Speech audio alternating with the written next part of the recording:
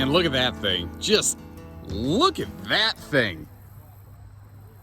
That is just beautiful. That is a 2012 Montana front living room with, so it's I almost said 4-slide. It's a 5-slide. You've got opposing living room slides, kitchen slide, excellent kitchen storage, a walk-through middle bathroom with direct entry door access for traveling, and frankly, one of the best bedrooms I think I've ever seen in a fifth wheel. It looks like they ripped it straight out of a diesel pusher. This thing's awesome. So a little RV history lesson for you, if you're interested. If you're not, I would recommend hitting the mute button because I'm going to proceed regardless. My wife will say that stuff all the time, like, I don't care. And I'm like, yeah, but you need to understand what happened in episode 5 between Vader and Obi-Wan. And she's like, oh. So what I'm getting at here is Montana is basically the most experienced and longest tenured maker, I guess you could say, of front living room RVs. Different manufacturers had tried and failed to make them until the modern age when suddenly everybody's making front living rooms. But for a long time, it was Montana and Fleetwood. They were the two that were really successful with front living rooms, and everybody else just kind of bombed with them. And I think it's just really because those two brands have always been really known for their details. Now, obviously, Fleetwood RV is no longer with us, but Montana continues to be the #1 luxury fifth wheel out there. I mean, they're just absolutely crushing it. And consider this. This RV's like 10 years old, and just look at it. It looks very modern, very current, like you got that big barreled vaulted ceiling. You see you've got that XL vent fan up there, getting that a lot of that airflow. And are you noticing what's kind of cool about these things is that how they have that divider so that you have separate rooms. You have a living room. You have a kitchen. You don't have a kitchen and living room. But just like today, the touches Montana does, you see how you've got a accordion like privacy curtain wall up there so that if you're not just couples camping or fellas, if you're in the doghouse, you can pop open one of these sofas, use some hide-a-bed action basically in here. And if I get you upstairs, I'm going to take a little seat on the opposing hide-a-bed.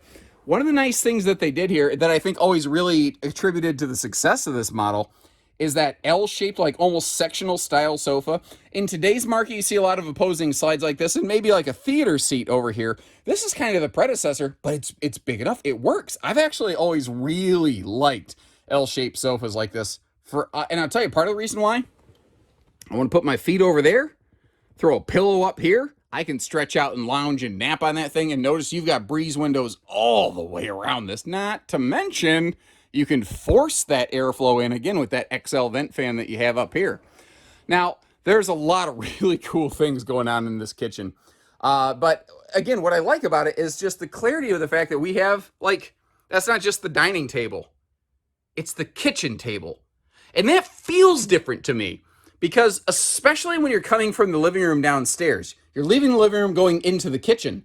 That's what you do not in an RV. That's what you do in a house. And Montana has always been really good about capturing, and maybe this is going to sound weird and fruity, but the essence of a home in a towable RV. Better than just about anyone else I think I've ever seen in the history of ever. They're just terrific at it. It's what they do, but better than anybody. Now you can see we've got floor to ceiling cabinetry here because this is not in a slide out. They were able to give us bigger cabinets. And yeah, you're going to need a 3 or 4 stepper to get up there. But isn't it cool that they didn't waste all that storage, that you actually get to utilize all that? And speaking of storage, I actually want to start over here with one of my favorite things in this RV. It's almost like a little desk space, way before the market changed like it is today and people are looking to do mobile, traveling, work, camping kind of things. Montana was on it, man. They've just, for what, 20 plus years, they've been the absolute top of their class. They're just amazing at what they do. Like, I love the convenience feature right here. The drawers, where the storage under the sink basically comes to you, so you don't got to dig around for it. And a big black box, that is a centralized vacuum cleaner. It used to be pretty commonly in the RV marketplace. Central vacuums just weren't normal. So when a manufacturer did include one, they made just a big deal about it by shoving it right in your face where you couldn't possibly overlook or miss it. Now, I got some nasty sun outside hanging low in the sky, so pardon me as it bleeds through the windows a little bit here there. And like I said, you might need a 3 or 4 stepper to get up there, but man, it's tons of storage. And you can see how this, if I get around the door anyway, is a large convection microwave oven like you might find in a diesel pusher. And really, that's kind of the thing. You're finding a lot of those 2012 diesel pusher concepts here in a towable RV. And you may have noticed, but just to kind of complete the kitchen tour, giant big 4-door gas electric fridge there. And again, you don't need the big stepper, but at least you got that storage up there and it didn't go to waste. Next up, the bathroom. But first, a little pro tip here for you from your Uncle Josh. If you want to get an idea of how the cabinetry of an RV you're looking at is constructed, turn your phone on selfie mode, kind of like I've done here with my camera, and look down inside of the cabinets. You see right there how that's a screw into wood? And do you see how there's no like sticker wrap? This is all stained true hardwood cabinetry. The way I consider there to be 4 grades of cabinetry in RVs. There's good, better, better still, and best. This is the best kind of cabinetry you can get in an RV. Now, if you'll excuse me, I need to go to the bathroom so I can continue recording this video, of course. And again, feeling much more like a house than an RV because the bathroom is down here on the lower deck. You just have this just incredibly tall, expansive ceiling. You have that big vent fan there for some excellent airflow. And I mean, I don't know if the tallest man in history, or woman, as it were, would have any sort of problems like with the headroom in here. It's awesome. It's so big. And when you get out of the shower, or if there's like 2 of you in the morning and you're moving around in here, you actually have space. Like I'm in the bedroom right now to kind of come in, maneuver around one another, go to the kitchen or hit the shower, whatever it is, you know. This is awesome. The space in here is awesome. Flip it around the other direction as though we were coming in from the kitchen. This is what you're going to see right here. And you might notice it's sealed edge countertop stuff all the way through. But if you investigate a little closer, you see even a grade above that, that is actually a one-piece fixture. There's no seams where like water can bleed through.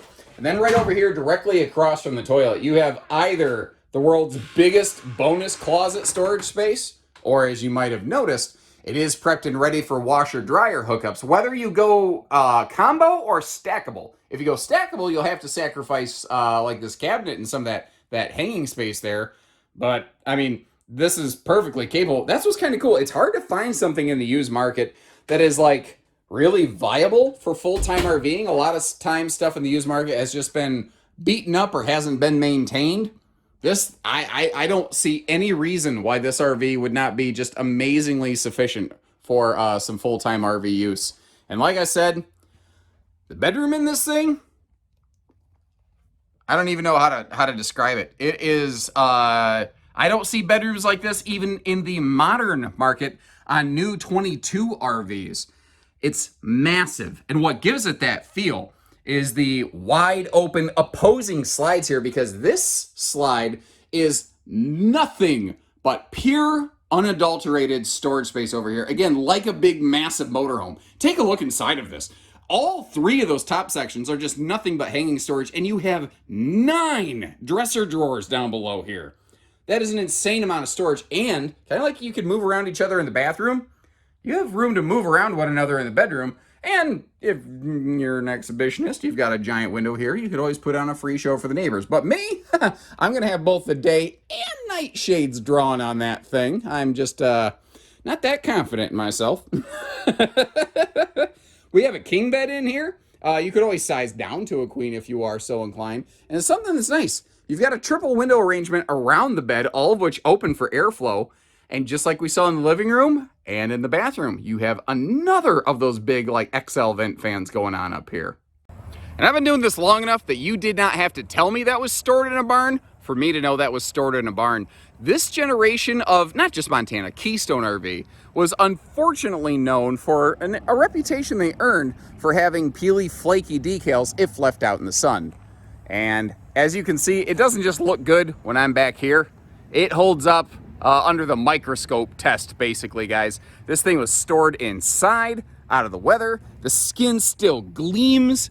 You can see how, like, the baggage door hardware, it's not all, like, faded out or anything like that. I mean, you just couldn't ask for a 2012 like this to be in, I mean, better shape. Not rightfully, anyway. I mean, you could ask, but you'd be wrong. And they did something here I actually really prefer, and it drives me crazy on a lot of new RVs, is that they don't have a giant slide right in the middle of the awning eating everything up.